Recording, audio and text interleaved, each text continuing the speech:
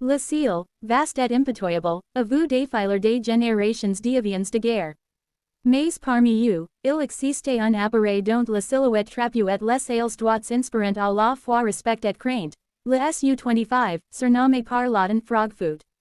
Conçu pour voler bas, frapper fort et survivre dans les environnements les plus hostiles, cet avion est devenu une véritable légende de l'aviation militaire. Son histoire commence à l'époque où l'Union soviétique cherche un équivalent à la 10 Thunderbolt II américaine. Dans les années 1960, les planificateurs militaires soviétiques comprennent que les combats terrestres modernes exigent un appareil capable de soutenir directement les troupes au sol. Les hélicoptères comme le Mi-24 sont efficaces, mais vulnérables face aux systèmes antiaériens modernes. Il faut un avion robuste, simple à entretenir, capable de décoller de pistes sommaires et de résister à des tirs ennemis. Le bureau de conception Sukhoï prend le défi en main. En 1968, les premiers croquis apparaissent, un avion à réaction biplace, blindé, avec des ailes droites pour maximiser la portance à basse vitesse. Le prototype, appelé T8, fait son premier volume en février 1975. Les ingénieurs choisissent de miser sur la simplicité, pas d'électronique complexe inutile, mais une structure solide et des systèmes mécaniques fiables. Le but est clair. Créer une machine qui peut encaisser des coups et continuer sa mission. Le Su-25 entra officiellement en service en 1981, et il ne tarde pas à prouver sa valeur. Son premier grand test se déroule en Afghanistan, où l'Union soviétique mène une guerre difficile contre les Moudjahidines. Dans les vallées étroites et les montagnes escarpées, le Frogfoot se révèle redoutable. Il vole bas, frappe vite, et peut transporter jusqu'à 4,400 kg d'armement, roquettes, bombes, missiles air-sol, et même des pods canons supplémentaires. Son armement de base est un canon GSH-30 to 30 mm monté sous le fuselage, capable de cracher 3000 coups par minute. Cette puissance de feu, combinée à sa capacité de volume à basse altitude, en fait une véritable menace pour les véhicules blindés et les positions fortifiées. Mais ce qui impressionne le plus, c'est sa résistance. Les Su-25 en Afghanistan rentrent souvent à la base criblés de trousses d'obus, avec un moteur endommagé, des commandes hydrauliques détruites, et portant, ils arrivent à ramener leur pilote vivant. Cette robustesse vient de plusieurs choix de conception intelligence. Le cockpit est protégé par un baignoire en titane de 24 mm d'épaisseur, qui protège le pilote contre les tirs de calibre moyen. Les réservoirs de carburant sont auto-obturants pour limiter les incendies, et les moteurs sont espacés pour réduire le risque qu'un seul coup fatal détruise l'appareil. De plus, le Su-25 est capable de peur depuis des pistes endommagées ou non préparées, ce qui lui permet de se rapprocher au maximum du front. Dans les années 1990 et 2000, le Su-25 s'illustre dans d'autres conflits, la guerre en Tchétchénie, le conflit en Géorgie, et plus récemment en Syrie. Chaque théâtre d'opérations démontre une fois de plus que, malgré les évolutions technologiques, cet avion reste pertinent. Les forces aériennes qui l'utilisent apprécient sa simplicité, il peut être réparé rapidement sur le terrain, avec un minimum de moyens. La version de base a donné naissance à plusieurs variants. Le Su-25 est l'exportation pour les pays alliés. Le Su-25 est une version biplace d'entraînement, mais qui garde ses capacités de combat. Le Su-25T et le Su-25TM, sont modernisés pour importer des missiles guidés et pour mener des frappes de précision, notamment de nuit ou par mauvais temps. Un autre point fort du Frogfoot, c'est sa polyvalence. Bien qu'il soit optimisé pour l'attaque au sol, il peut aussi se défendre contre des avions ennemis à courte portée grâce à des missiles air-air comme le R-60 ou le R-73. Sa maniabilité à basse altitude est surprenante pour un avion de cette taille, ce qui en fait un adversaire dangereux même pour certains chasseurs.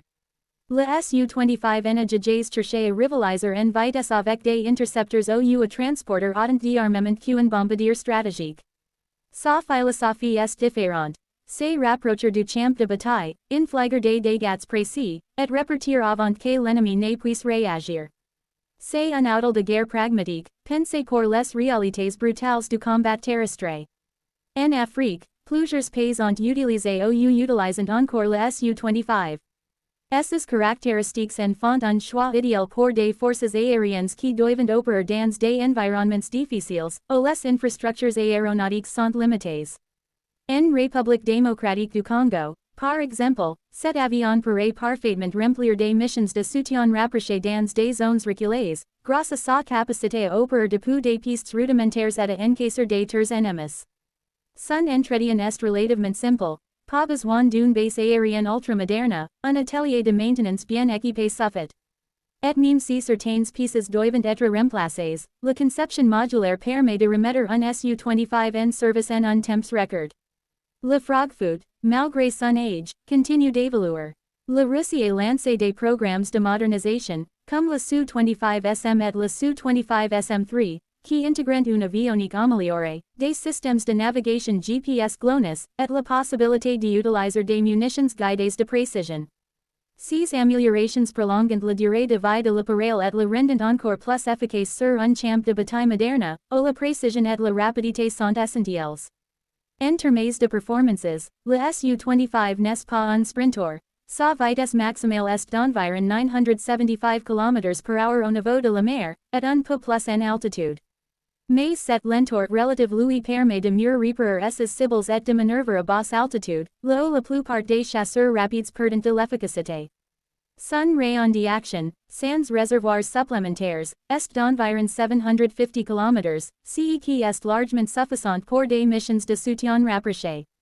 L'une des clés de sa survie, c'est aussi sa capacité à voler très bas, souvent à seulement 50 ou 100 mètres du sol. À cette altitude, il échappe à la plupart des radars, rendant sa détection plus difficile. Bien sûr, cela l'expose à la DCA et aux tirs d'armes légères, mais c'est précisément pour cela qu'il est si blindé. Ce blindage, combiné à des systèmes redondants, lui donne une capacité de survie incroyable. De nombreux témoignages racontent des Su-25 revenant à la base avec un moteur en feu, un train d'atterrissage bloqué, ou une partie de l'aile arrachée, et pourtant, le pilote parvient à poser l'avion. C'est cette résilience qui fait du Frogfoot une légende. Même dans les conflits modernes, face à des systèmes antiaériens sophistiqués, le Su-25 trouvait encore sa place. Dans les guerres asymétriques, où l'adversaire n'a pas une défense aérienne intégrée de haute technologie, il reste une plateforme redoutable et économique. Et puis, il y a aussi un aspect psychologique. Le bruit caractéristique de ses moteurs Tumansky R195, combiné au sifflement de ses roquettes, suffit souvent à faire reculer des combattants ennemis. Comme l'A-10 américain avec son fameux BRRRRT de canon, le Su-25 a construit une réputation qui dépasse ses seules performances techniques. Pour les passionnés d'aviation, le Frogfoot représente un équilibre parfait entre puissance de feu, robustesse et simplicité.